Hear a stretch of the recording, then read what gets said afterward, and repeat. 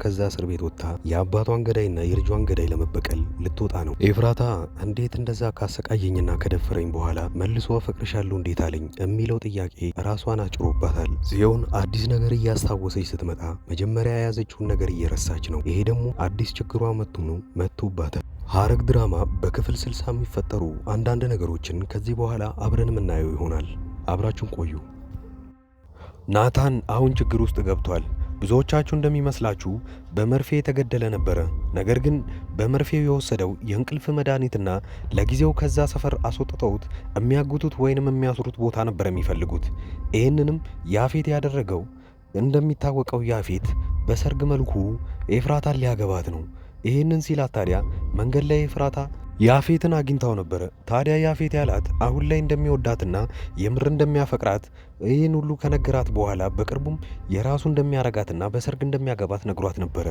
ብቻዋን እያወራች ስትሄድ ታዲያ ለራሷ አንድ ጥያቄ ጠይቃ ነበረ።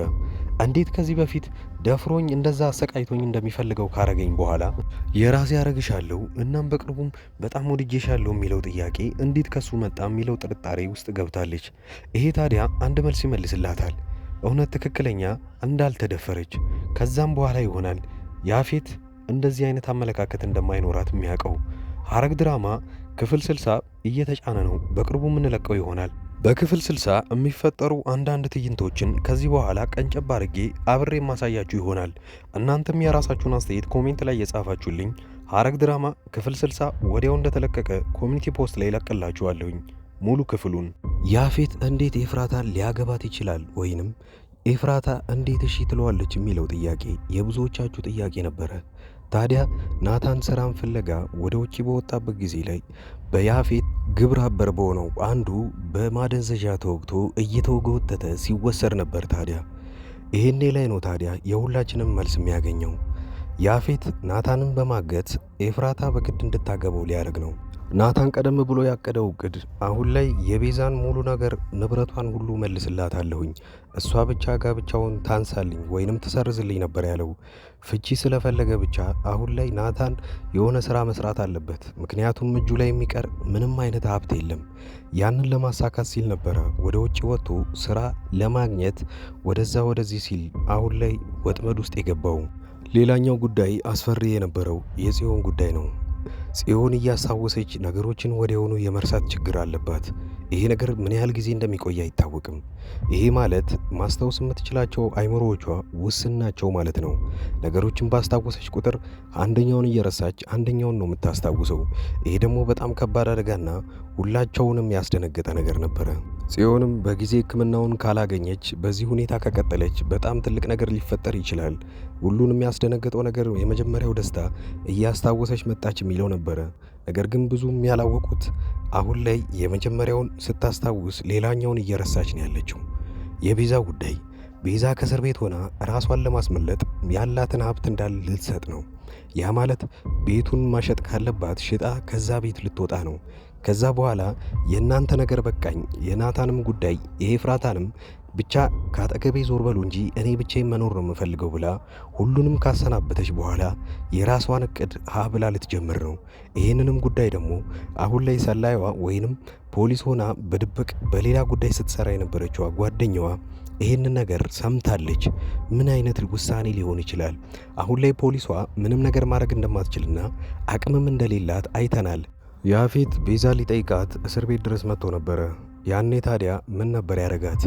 እሷን እዛ ቦታ ሆና ኤፍራታን ልታስገዲ እንደሞከርሽ ሰምቻለሁኝ፣ ለዚህ ቅልሽ ደግሞ እዚሁ ቁም ስቅልሽን ነው ማሳይሽ ብሎ እዛው ላሉ እስር ቤት ውስጥ ላሉ ጠባቂዎች ብር በመክፈል ምግብ እንዳትበላና ምንም አይነት ነገር እንዳትቀምስ አስደርጓታል።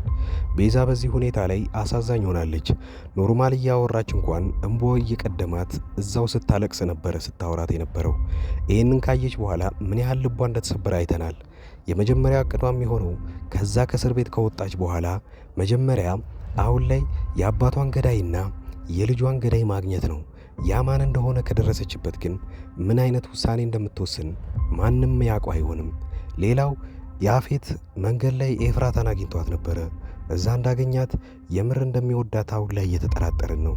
ምንም አይነት የኋላ እቅድ የለውም። እሷን ትክክለኛ ያፈቅራታል። በቅርቡ የራሴ ያረግሻለሁ ብሏታል። ናታን በዚህ ሁኔታ ላይ ቢሰማ ምን ሊሆን እንደሚችል አብረን የምናየው ይሆናል።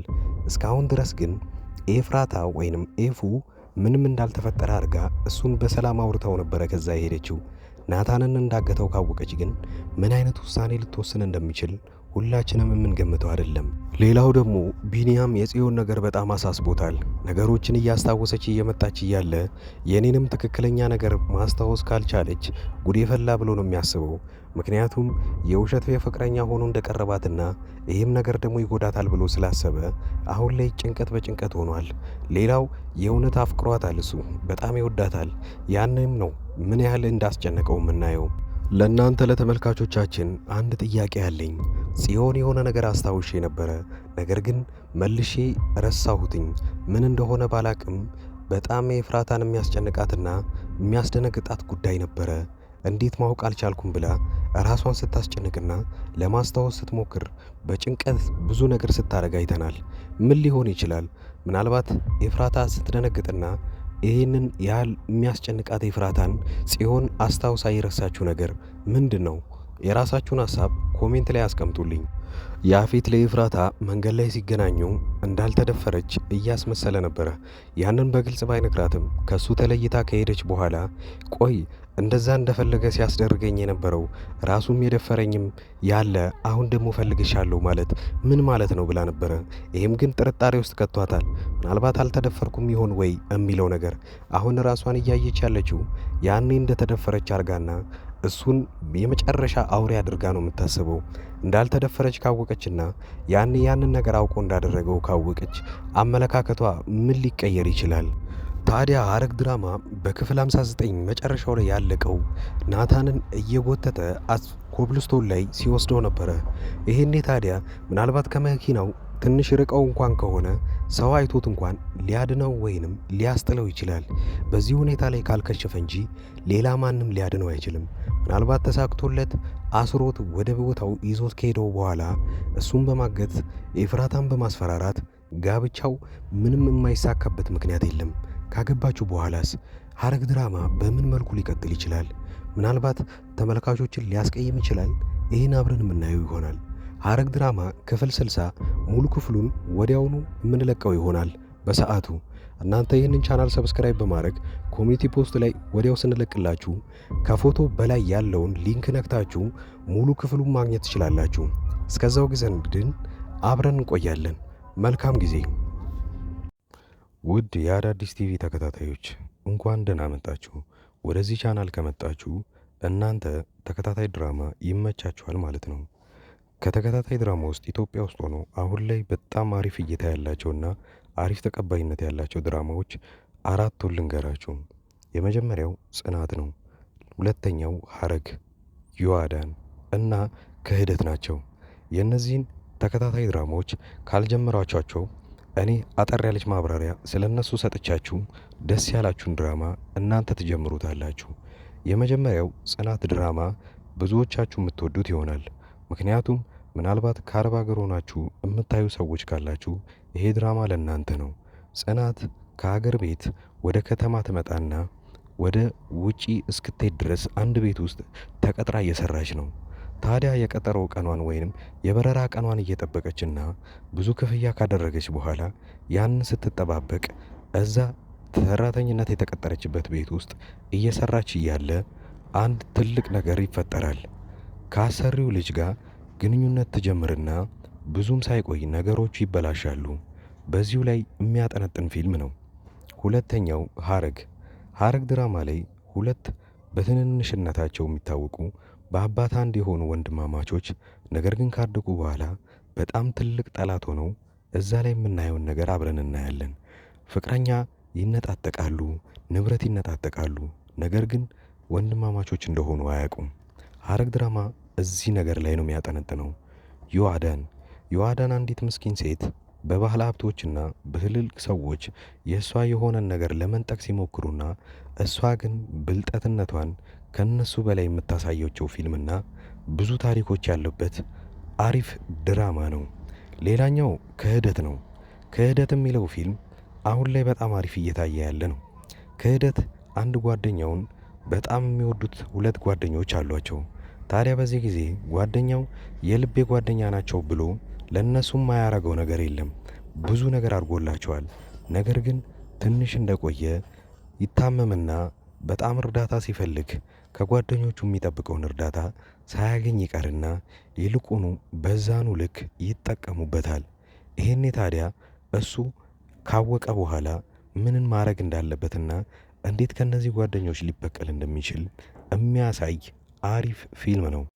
አሪፍ ጥራትና አሪፍ ኳሊቲ ተደርጎበት ካራክተሮችም በጣም አሪፍ የሆኑና የሚያጓጓ ፊልም ሐረግና ክህደት ናቸው።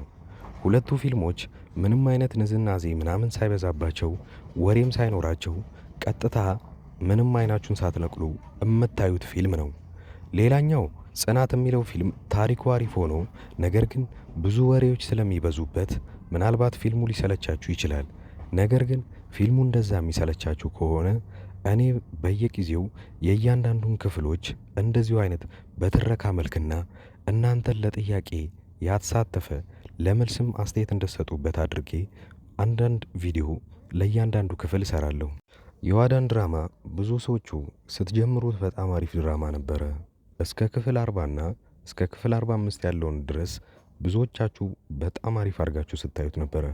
ከክፍል 45 በኋላ የዳይሬክተሩ አቅጣጫ ፊልሙን ስለቀየረው ብዙዎቻችሁ ጠልታችሁትና የጥንቆላ ስነ ስርዓትን እያስገባችሁበት እኛ ከዚህ ምን መማር አለብን የሚለውን ካያችሁ በኋላ ለተከታታይ 2 ሳምንታት ፊልሙ ሳይለቀቅ ስለቆየ ረስተውት በዛው ትታችሁት ነበረ። ነገር ግን አሁን ተመልሳችሁ እንድታዩበት እምመክራችሁ አንድ ነገር አለ። የዋዳን ድራማ ላይ አሁን የዋዳንና ሳሚ ፍቅረኛሞች ሆነዋል። እዛ ቤት ውስጥ ያለ ወላጅ እየኖሩ ነው ያሉት። ምን ሊያጠፉ ይችላሉ፣ ምን ሊደረግ ይችላል የሚለውን አብረን የምናየው ይሆናል። እዛ ላይ ሂሩት የምትባል አንዲት መጥፎ ሆና የምትተውን ልጅ እዛው አካባቢ ላይ እብደትን ተከናውና ነገር ግን ጤነኛ ሆና እሷ እንዳትታሰር እያየችው ያለውን ስቃይ አሁን ላይ ማየት ይኖርባቸዋል ብዬ አስባለሁ። አዳዲስ የጀመሩ ተከታታይ ድራማዎችንና አሪፍ የሚባሉ ፊልሞችን በዚሁ ላይ በአንድ ድምፅ አድርጌ በጥሩ ሁኔታ ተርኬ የማቀርብላችሁ እኔ ዙበይር እባላለሁ። የቻናሌም ስም አዳዲስ ይባላል። እኔን ለማበረታታት ሰብስክራይብ ማድረጋችሁን አትርሱ። በቅርቡ 50 ሺህ ምንገባ ይሆናል። አሁን ላይ 40 ቤት እንዳለን አትርሱ። ስለዚህ እባካችሁ አዳዲሶች ሰብስክራይብ በማድረግ በማበረታታት 50 ሺና ከዛ በላይ እናርገው። የእኔ ቤተሰቦች አብራችሁኝ ስላያችሁ ከልብ አመሰግናለሁ።